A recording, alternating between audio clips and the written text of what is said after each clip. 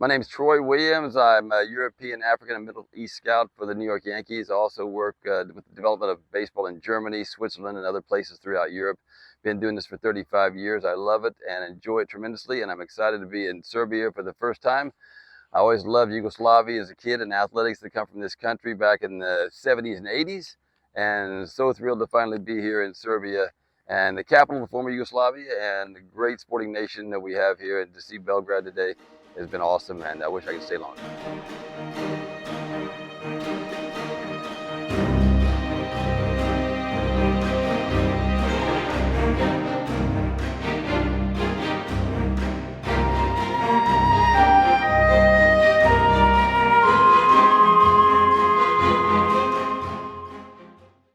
What is your perspective on the development of baseball in Europe?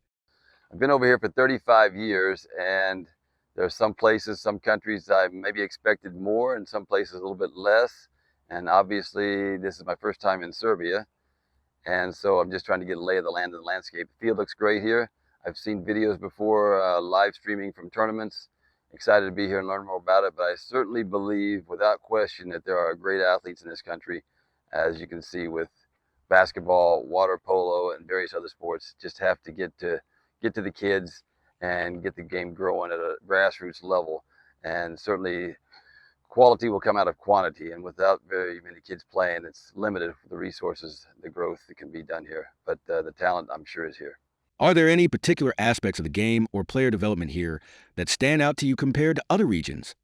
Yeah, I truly believe that, without a doubt, for example, if I just look at Germany, every year that kids, moving up to the 16, 17, 18-year-old, there's big leaguers in each and every year, every class. But unfortunately, most of those guys are not playing baseball. They're playing other sports. And I think that kind of goes throughout most of Europe, where a lot of the great athletes aren't playing the sport. And of course, in other countries too, North America, like United States and Japan, kids are playing other sports. But of course, there's a large pool of talent to draw from, with hundreds of thousands and millions of kids actually playing the games in those places. And certainly in most European countries, it's just a very small part of the athletic population. So I do believe that there's a lot of talent to be drawn from. Just got to get more kids playing. I think that's the key, is getting more kids to play. And I can give specific examples as well, but we'll move on for now. When evaluating players in Europe, what key attributes or skills are you looking for? The main thing I'm looking for is athletes.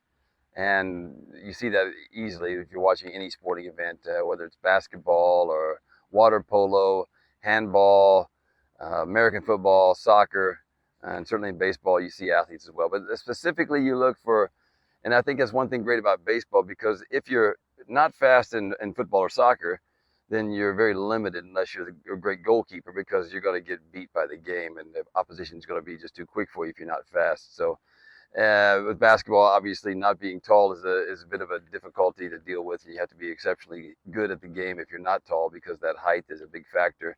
Same with other sports. The size is huge in American football or rugby, different body types there. Volleyball, handball, the same. But baseball, if you can just throw a baseball, you have a chance to be a very good player. If you can hit a baseball, same thing. Now, if you can do everything, throwing and hitting and fielding and running, hitting for power, those are the key things, but you don't have to do all of them. And it's something that I think it's a mental game too, because it takes power and explosion to hit a baseball and hit it well, and also to throw a baseball and throw it well.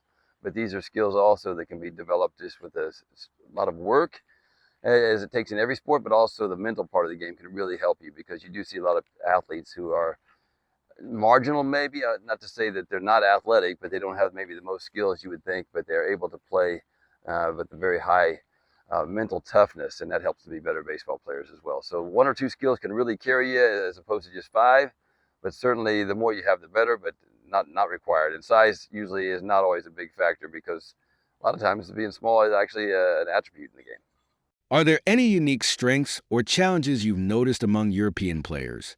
One is, I think, if you're competing against kids in Dominican Republic, or let's say Japan or United States, just as three examples, those kids are usually practicing a lot more, and they're playing a lot more. So with that, they've got a lot more game experience.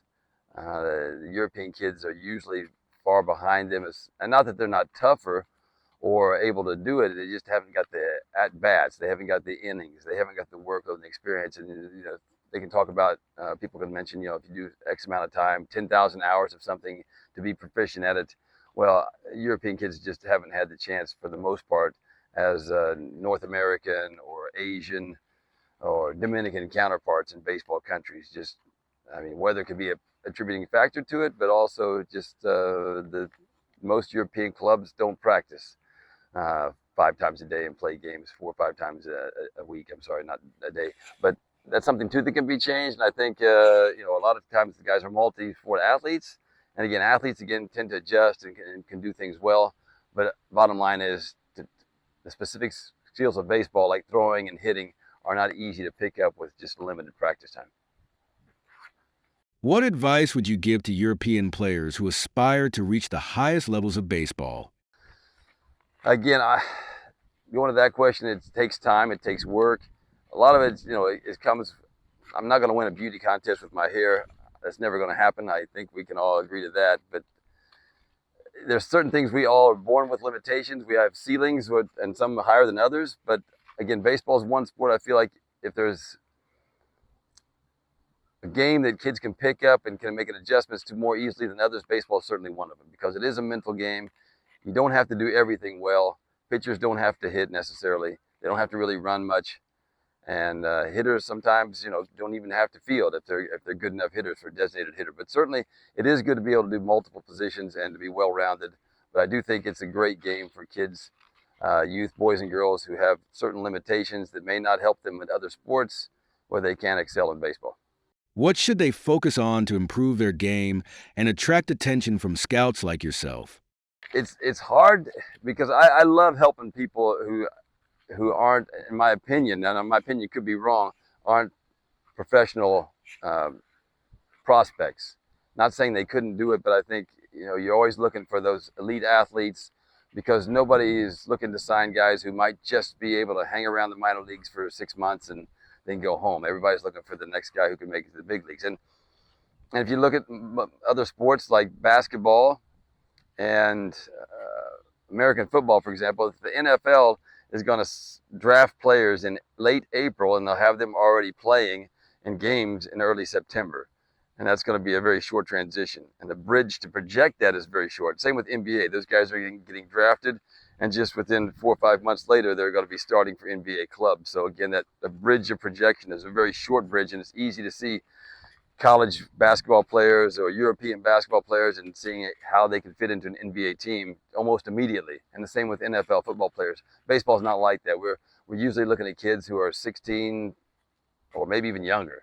It could be, guys 18 and over 18 is a pretty rare case, but most of the guys are 15, 16, 17, and some even younger. So it's a longer bridge to project from where they are today as to where you'll see them in 3, 6, 8, 10 years down the road. Because if you're looking at a 13-year-old kid, 10 years down the road, 23, may still not be in a major league. So it's a long way to look at in the future.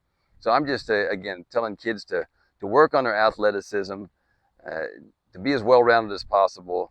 And sometimes, playing multi-sports isn't a bad thing, but if you're just going to play one sport, you've got to work on the mental game too, because a lot of times with the limited amount of games in Europe, a lot of times that competitive edge is something some kids have a tough time with, because they'll be playing, some countries as few as 10, 12, 16, 20 games a year and practicing an awful lot. And it's not always the most fun either. So it is a challenge to play baseball in Europe, but it's not impossible.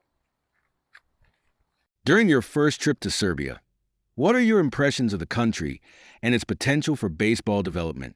Although your visit was short, what are your thoughts on Belgrade as a city? I truly love Serbia. Look forward to coming for a long, long time. Just going back to my childhood, thinking of Yugoslavia and the capital, and I can remember the 1984 Winter Olympics, and just so many things about basketball and athletics, water polo, things I saw when I was a kid, and just being here is special. I got 3 hours sleep last night, bounced all over Europe, was in Czech Republic, and got back, and I'm just so happy to be here. I don't even feel tired, because it's just, and the weather's great, even though I guess I brought clouds with me from Germany. So that's my fault for that. Sorry, Serbia, for the clouds, but I guess it's a bit of a relief because most people are really hot here, but I love the heat. I love the people. I've got some food, and I tell you, it's just great to be here. I'm thrilled. The city's beautiful. Got to see the rivers and go see some tourist areas. And Popka was a great chauffeur and tour guide all in one. I think he should be given the key to the city. Looking ahead, what are your future plans for scouting in Europe? And do you have any specific goals or initiatives you hope to pursue in this region? Always looking for talent all over Europe, and my area's been Europe, Africa, and the Middle East, but it's been the vast majority of time in Europe. And it's a dream for me for almost every country I'm in, but certainly specific countries where sports just seems to be such a popular thing with the people. I always think about a way that you could find that next superstar. And I know there's been a lot of great athletes coming out of Serbia, NBA players and other sports as well. But would love to find a player from Serbia who's wearing a New York Yankees jersey and helping them win some World Series titles 6, 7, 8, 9, 10 years from now or whenever. That would be awesome. So certainly would love to see a Serbian who we can look forward to seeing in the big leagues. Would love for him to be wearing Yankee pinstripes, and that would be a dream of mine.